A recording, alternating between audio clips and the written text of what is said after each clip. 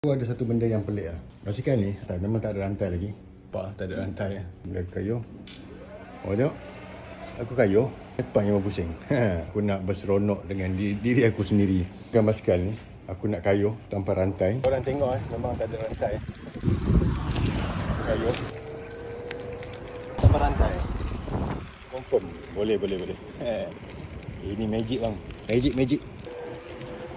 Sudah menguji sebuah elektrik. Boleh ke berkayuh tanpa rantai dengan sistem elektrik ni fully lah. Aku memang berharap 100% kepada sistem elektrik ni. Tak pada mod power nombor 3. Sebenarnya pergerakan dia bergantung kepada sensor dekat sini.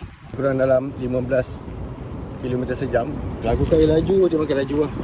Ini climbing sikit lah. Okey, boleh je naik. Langsung tak ada rantai. Pergerakan dia bergantung kepada dia punya sensor ni. Dia kita kayuh, sensor ni dia bergerak. Motor tu yang bergerak. Ini ada sensor dan ini ada bateri besar ke dapat. Okey, ni kau nampak ni. Aku rekod bayang aku sendiri. Berkayuh tanpa rantai ni. Kan orang tahu pun, tak perasan pun. Macam biasa je. Jadi tak ada yang menghairankan lah. Aku tak kayuh bergerak tu pun tak hairan juga pasal sekarang banyak skuter-skuter China yang macam tu lah. Tapi yang ni pedal assist lah. Okey, pedal assist ni bagus. Kita buat pergerakan kaki kita. Kaki kita dia bergerak. Jadi kita buat senaman cardio untuk kaki kita tu. Ni climbing agak tinggi lah. Okey, climbing. Okey.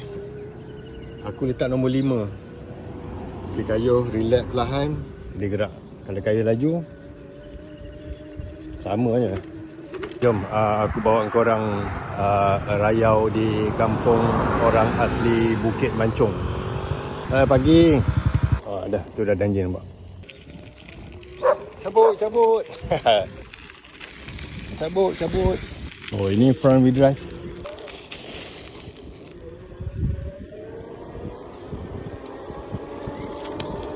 Oh, laju. Oh, ni tempat pot lepak. Masuk dalam sikit. Dulu masa main mountain bike dulu memang selalulah masuk kawasan-kawasan ni.